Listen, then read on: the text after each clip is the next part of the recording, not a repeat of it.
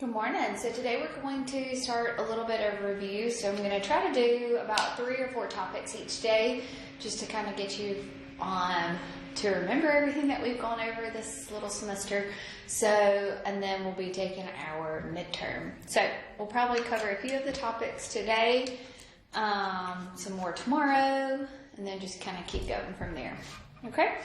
So whenever we want to evaluate expressions, okay, remember that we will use our order of operations. So please excuse my dear Aunt Sally. So parentheses, exponents, multiplication and division, work left to right, and addition and subtraction also work left to right. Okay? So please excuse my dear Aunt Sally. So let's look here. So when we want to simplify this one, we want to work what's in parentheses first. So 2 to the 5th power, so 2 times, that means 2 times 2 times 2 times 2 times 2. So 5 times, so that is a 32. The square root of 36 is a 6. Minus 45, and so here we need to do an exponent right there. So 3 squared gives you a 9. Okay, so order of operations tell me that I'm going to simplify what's inside here next. So 32 minus a 6 is a 26. Okay, at the same time we can just go ahead and divide 45 divided by 9. So 45 divided by 9 gives you a 5. And now we have addition and subtraction, so we work left to right. So 26 minus 5, which is a 21, plus an 8, which is a 29. Okay? So order of operations here, you'll simplify the numerator by itself and then the denominator by itself. Okay, so we're going to simplify what's inside that absolute value first. So we're going to 5 squared there, so that's 7 plus the absolute value of negative 8 minus a 5 squared, which is a 25. Okay, here we're going to simplify what's inside that parentheses. So 1 minus 4 gives you a negative 3. So negative 3 cubed. All right, so next thing that we want to do is say negative 8 minus a 25. So negative 8 minus a 25 is a negative 33. Okay. A negative 3 cubed is a negative times a negative times a negative. So that is going to be a negative 27. Okay, the next thing is the absolute value of negative 33 is a positive 33. Okay, so 7 plus 33 gives you a 40. And then negative 27 plus a 17 gives you a negative 10. And then now we're going to simplify by dividing. So 40 divided by negative 10 gives you a negative 4. Okay? All right, so when we simplify, when we evaluate here, okay, we're actually going to replace the variable with what's given. Okay? So replace variable.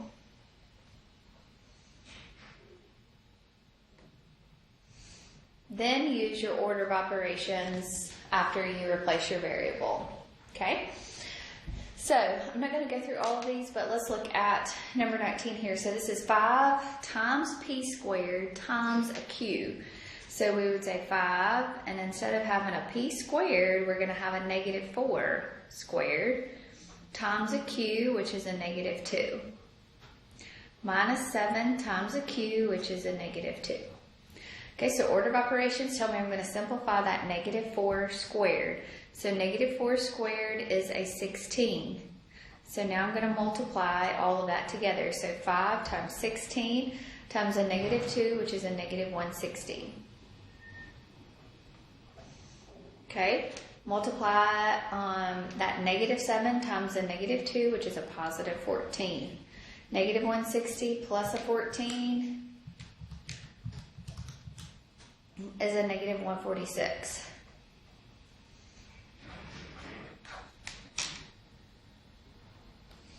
Okay. All right, here we've got a 1/2 x squared, but instead of having an x squared, we're going to have a negative 4 squared plus 2/3. When it's attached like that, that is a multiplication, times your y. Okay? So negative 4 squared gives you a 16. Okay, and then 2, that'll go away, right? And then 9 over 3. So that'll be 9 over 3. So 1/2 and 16, so that's basically a 16 over a 2, which is an 8. And 9 over 3 is a 3. So 8 plus 3 is an 11. Okay? So order of operations, so that's the same thing, kind of is very similar to number 18, is I need to work the numerator, simplify the numerator, simplify the denominator, and then divide them out. Okay, so w squared, instead of having a w squared, I'm going to have a negative 9 squared minus the square root of 3 times v, and v here is a 6, plus an x, which is a 7. And this is all over w, which is a negative 9, plus v, which is a 6 minus a 1. Okay, so negative 9 squared, so it's a negative 9 times a negative 9, which is a positive 81, minus 3 times 6 is an 18, and then an 18 plus a 7. Okay, so here we'll subtract, so we'll have a negative 9 plus 6 minus 1, which is a 5. Okay, simplify 18 plus a 7, so that's and 25. Negative 9 plus a 5 is a negative 4. So square root of 25 is a 5, so this will be 81 minus a 5 all over a negative 4. 81 minus a 5 is a what? 76. 76 over a negative 4 is a negative 19. Okay? So let's look here, I want to plug in a c, so instead of having a c squared, I'm going to have a 3 squared minus a d to the 4th, and that's a negative 2. Then I'll take the absolute value of it, and then I want to add c times d, and I want to square that. So 3 squared gives you a 9, negative 2 to the 4th is negative 2 times negative 2 times negative 2 times negative 2. So it's going to be a positive. So it's going to be positive 16, but we have that negative on the outside. And then we'll have 3 times a negative 2, which is a negative 6 squared. So 9 minus a 16 is a negative 7, plus negative 6 squared is a 36. Absolute value of a negative 7 is a positive 7, so this will be 7 plus a 36, which is a 43. Okay, so that was our expression, simplifying. Okay, so let's look here at translating. So if we wanted to translate, this helps us with our word problems later on. The sum of twice a number and 9 is negative 25. So the sum means plus of twice a number, so 2 times x, plus 9 is equal to a negative 25, because is our equal. 10 less than the quotient, so quotient means divide, of a number and 3 is 8. So 10 less than, so whatever's after that less than is going to go first. So 10 less than, so something minus 10. So the quotient, so n over 3 minus 10 is equal to an 8. Okay, 4 times the difference of a number and 7. So when you have this, when it says 4 times the sum or 4 times the difference, that means that we'll have to have a parentheses. So 4 times that difference, okay, of a number and 7, so a number and 7 is at least negative 52. So that means at least means greater than or equal to a negative 52. Okay, we know that negative 52 will be our stopping point. Okay, 15 subtracted from the product of a number and -4. Okay, so 15 subtracted from, so that means we'll put this out front. So product of a number and 4, or -4, sorry. So it'll be a -4 times x, subtract, so minus a 15, is at most 32. So 32 is your greatest it can be.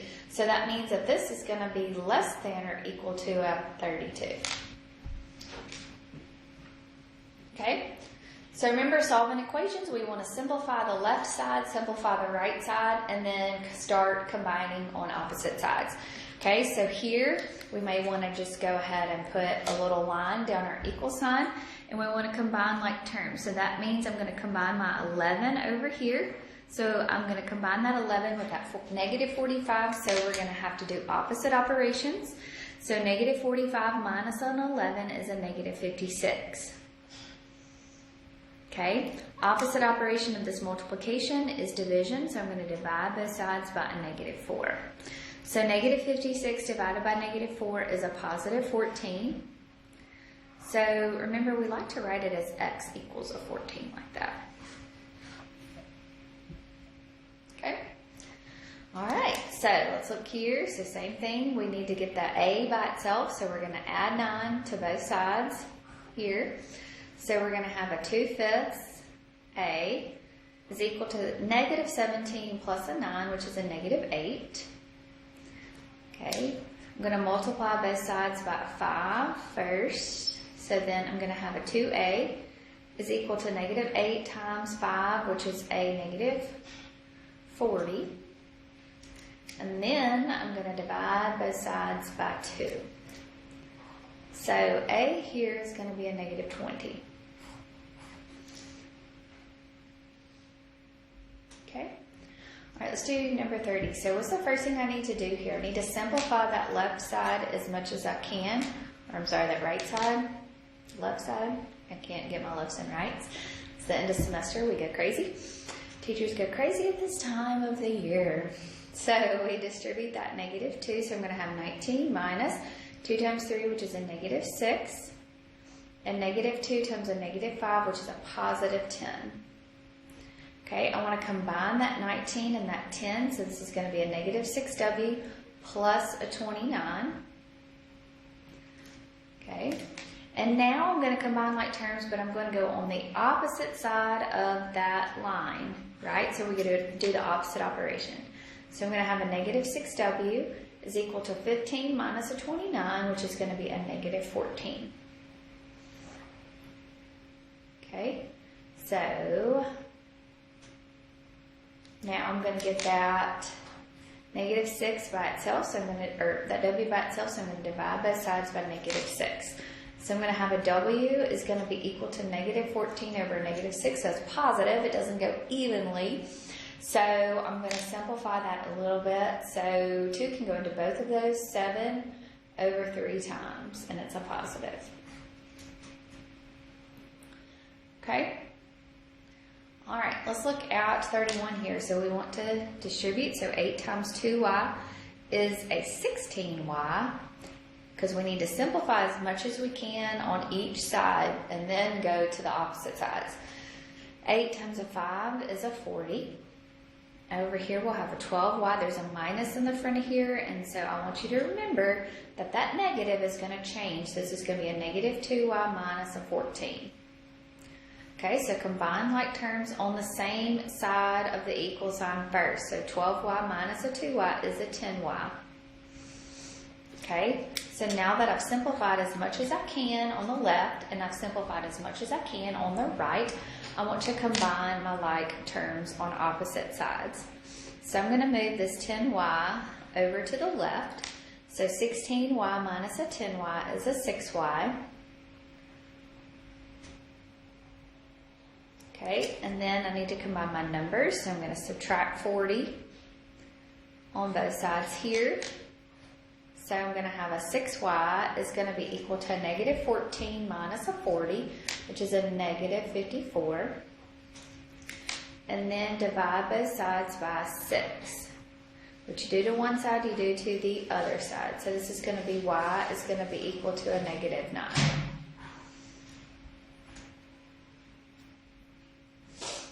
Okay. Alright, so let's look here. So if we wanted to simplify, so we're not going to go across that equal sign yet, but we need to simplify as much as we can. So 6 minus a 12p plus an 8 is equal to 6 minus a 12p minus a 1. Combine your like terms, so you're going to have a negative 12p plus a 14 is equal to a negative 12p plus a 5, because we're combining like terms on those same sides, so remember we do those operations. Okay, I want to combine my variables now, so I'm going to add 12p. What I do to one side, I have to do to the other side, so when I do that, my p's are going to go away, right? So I'm going to be left with 14 is equal to 5. Is that true? That is not true, so this is going to be no solution.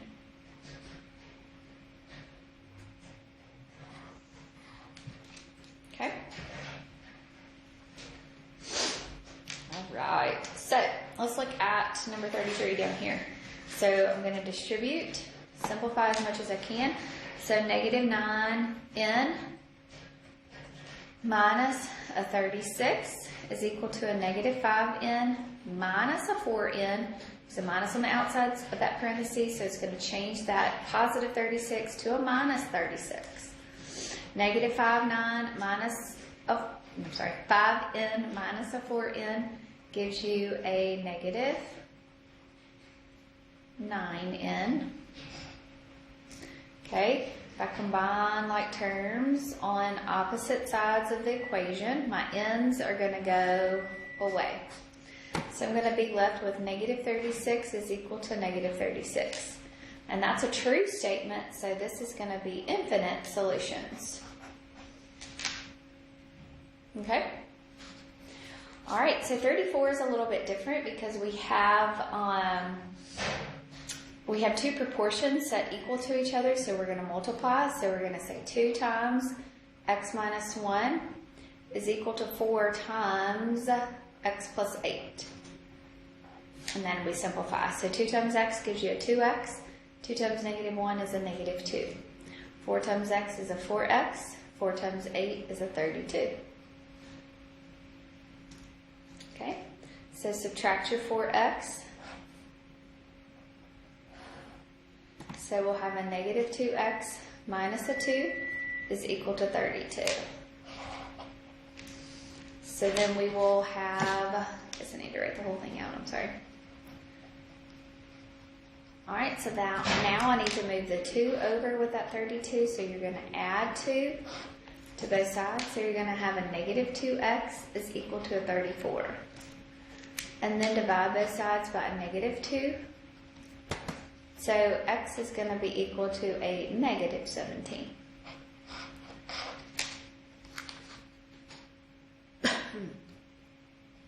Alright, so when we want to solve for the missing variable here, so isolate that variable here by itself. So this is 2 pi times r, and I want to solve for r. So that means I'm going to divide both sides by 2 pi. So I'm going to have r equals c over 2 pi. Okay.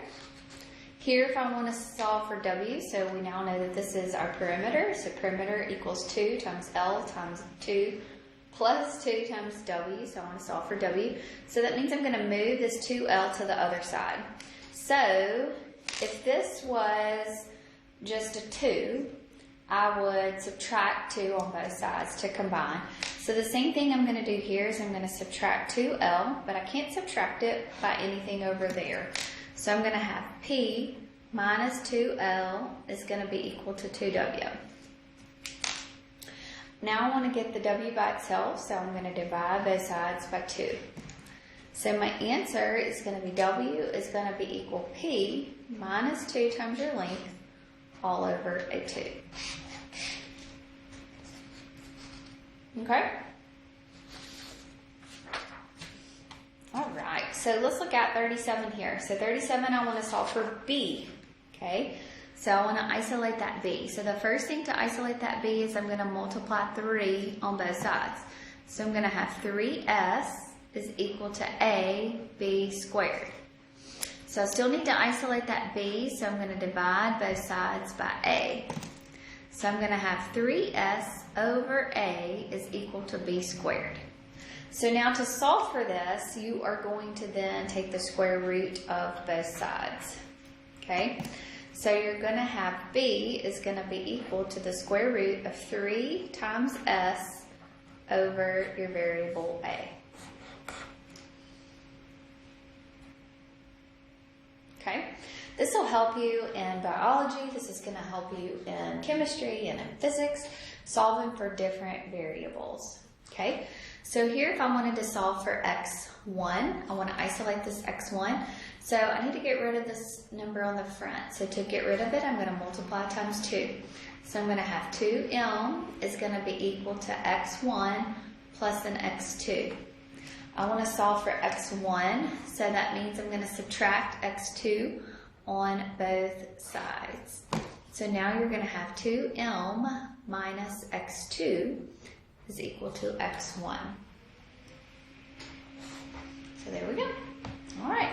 So I want you to try to keep going. Tomorrow we'll probably go through topics 6 and 7. So make sure that you have completed topics 6 and 7. Yeah, I think we'll get to those tomorrow, 6 and 7 tomorrow. Okay? If you have any questions, please let me know. Y'all have a good day.